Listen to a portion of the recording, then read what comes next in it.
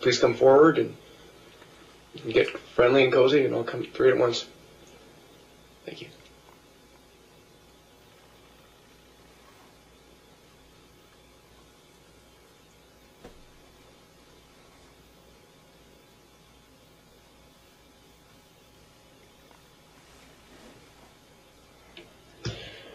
Good afternoon, Chairman Orangel, Assemblyman Garther, and Carrillo. Appreciate the opportunity to speak this afternoon. And for you to reschedule this probably is not your favorite thing to do late in the afternoon, but we certainly appreciate the opportunity to take part.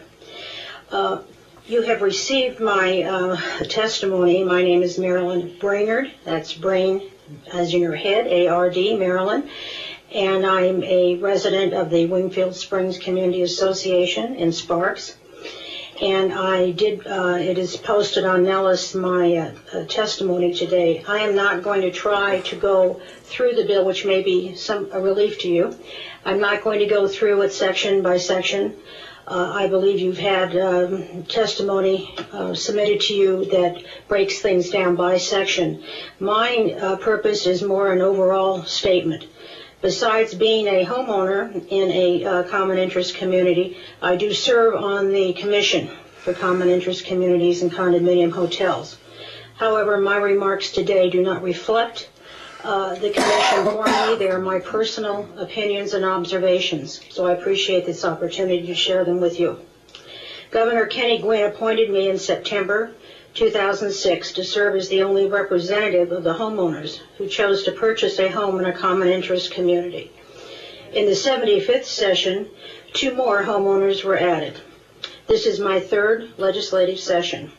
Despite new statutes added every session, there does not seem to be an end to the appetite for new fixes, whether warranted by reality or not. AB 448, unfortunately, is the poster child for legislative excess and overreach, in my opinion.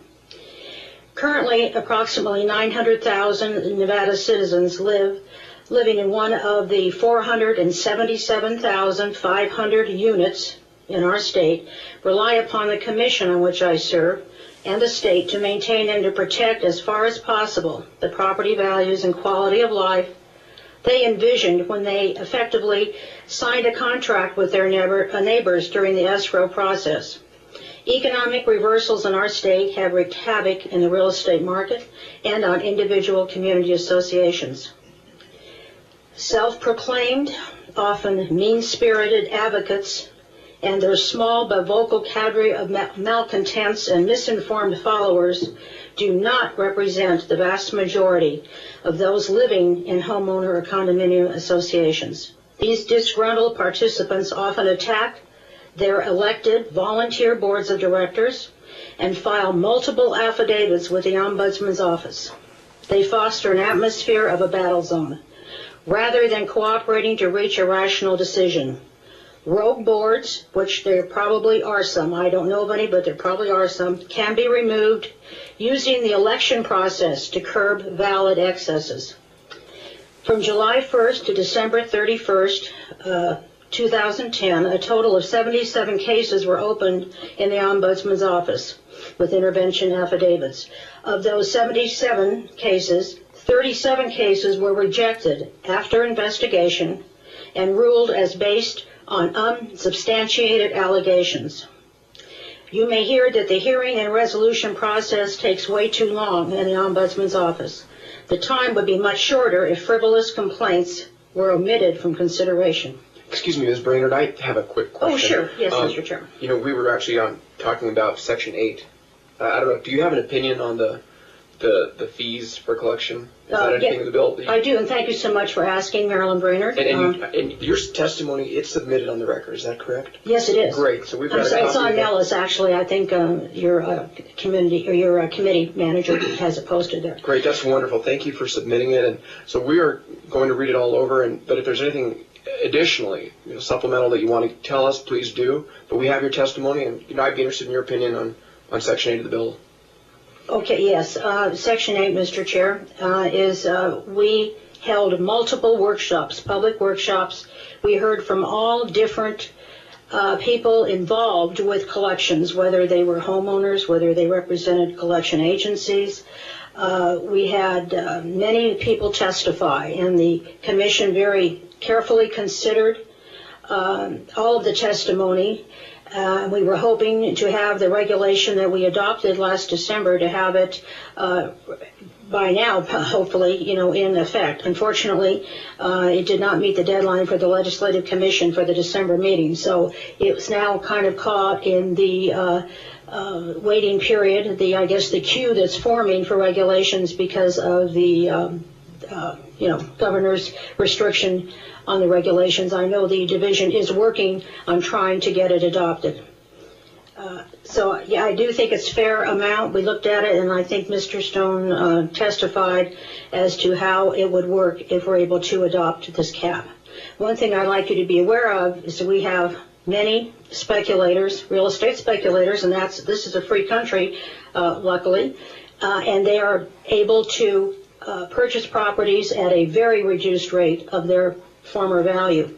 And they are objecting to paying the past due assessments, the 9-month priority liens that we have, super priority liens in this state. So you will hear from them, and now we heard a lot from them. And I'm, sorry. The association has to survive, and their survival is based on the revenue from the assessments that they collect. Right. One question I have is, sure. Then the cap structure here in Assemblyman Munford's bill in Section 8. Maybe I'm not understanding it. Compared to the regulation that the commission promulgated,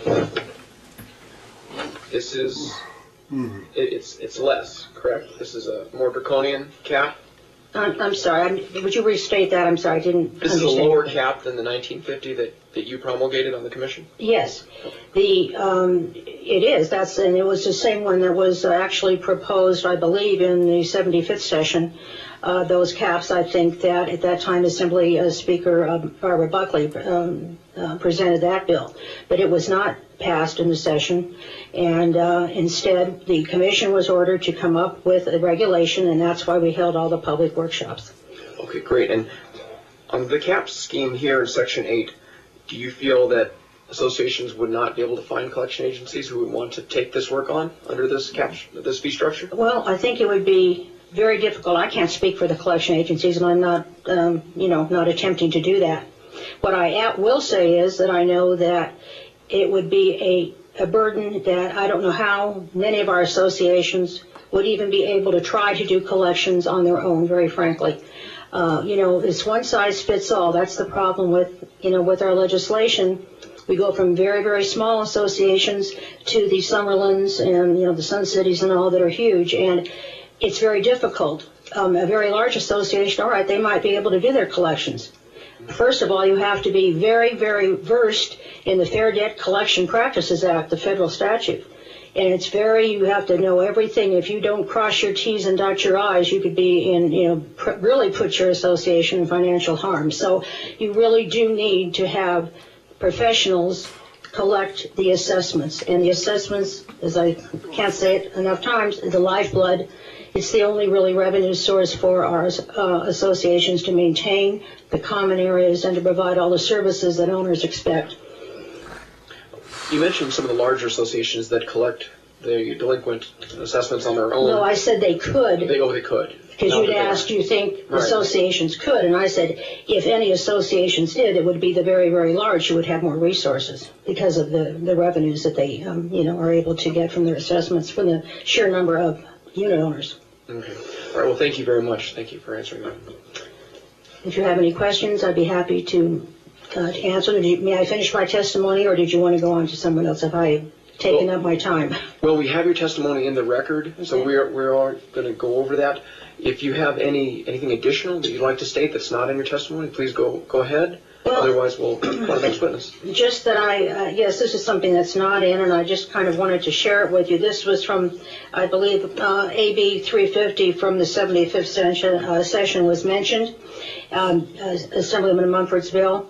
And I just wanted to show you the original and the second reprint and the difference in sizes. It started out at 35 pages and ended up at 6 because of all of the changes and the amendments that had to be made.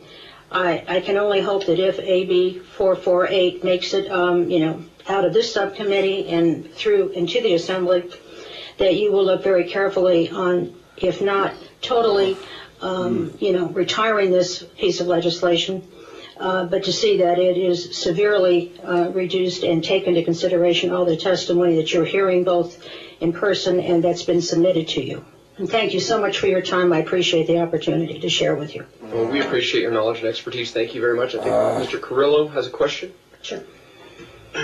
Thank you, Chair. The question I had is more of just a general question. It's not specifics, but on Section 8, or Section 8, where it talks about the amount, the cap that it has on the collection, really, if it goes to $200, which is the maximum, I believe, may not exceed $200 on an outstanding balance of $5,000 or more. I don't see that there's any type of limit. In other words, it could be $200 for forever. I mean, it's not going to be $200 collectively. It's not going to be $200 every month. It's not going to be $200 a year for every, until they get caught up, until they pay back. I mean, where's the incentive for, and I understand that the incentive from the collection agencies is if they don't pay, they're going to incur more cost, but same aspect, I don't see that there is any time limit on this. Well, Assemblyman Carrillo, through Chairman Orenshaw, I believe that one of the things that Mr. Stone perhaps mentioned was the idea of payment plans, that the homeowners who are in arrears of their assessments have the ability to set up a payment plan with the collection agency. And I can't speak to all the details of that, but I'm sure we could get that information if you needed it. But the concern with the cap, as stated in Section 8, is that that's why the Commission took so much time to try to thoroughly understand the collection issues and to look at what we felt was fair, both from the unit owners' perspective and certainly from the associations. And we feel that our work product has a lot of merit, and we are hoping that that regulation will be adopted. Do you want to follow up, Mr. Carrillo? Ms. Brainerd, is there anything in the bill that you do like or you think is an improvement? I'm going to be very frank with you, Mr. Chair, if I may. The sponsor's behind you. I do want to let you know he's sitting right behind you, and like me, his feelings get hurt easily. Thank you for reminding me of that, because I couldn't see in the back of my head. Okay. I'm going to be very candid with you. I was so discouraged by, and I really did try to read through the entire bill, and I did some comparisons with AB 350 from the last session. And I got so discouraged because I feel that, very frankly, that there were other people that were the ones who presented to the Assemblyman, to Assemblyman Mumford, what they felt should be in this bill, and he was kind enough to accept that and to write it into the bill draft and into the bill. That's my observation. I just feel that this bill is inappropriate. It's going to cast a terrible death knell on many associations. It puts burdens, our Constitution talks about how we should honor contracts. I believe it's Section 10 of the U.S. Constitution. The contract should be honored. And I know you're a constitutional scholar, I believe, Chairman Orenshaw, but, when people move in, they signed a contract. No one forced them to move into an association. Yeah. I know some feel they're stuck there now because of property values, and there's nothing that we can do about that other than to help that business improves in the state and that the economy recovers. But what we have to consider are all of the thousands and thousands of homeowners, unit owners that are paying their assessments and keeping their associations and their common areas maintained and doing the very best they can. We have to consider those Nevada citizens and not the few that frankly prey on some of our legislators to present bills that are not in the favor of the majority of residents in this state. Okay, well, I guess you don't like the bill. I try to keep my testimony short. As I say, I didn't want to go over section by section. Other people have done that and are certainly capable of doing that. I feel that, the bill should frankly not see the light of day, and that's my opinion as a resident in an association here in Nevada.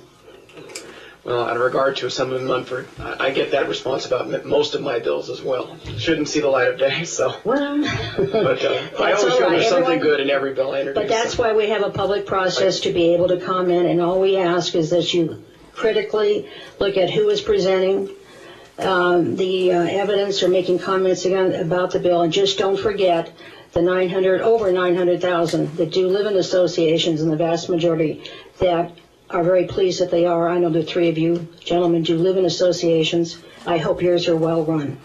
Mine is. Well, thank you. I mean, up here at the Nevada Legislature, we want to look out for the interests of the majority, but, we want to look out for folks in the minority, too, and make sure they're looked out for. So thank you for your testimony, Ms. Brainerd. And the next witness, please state your name and proceed.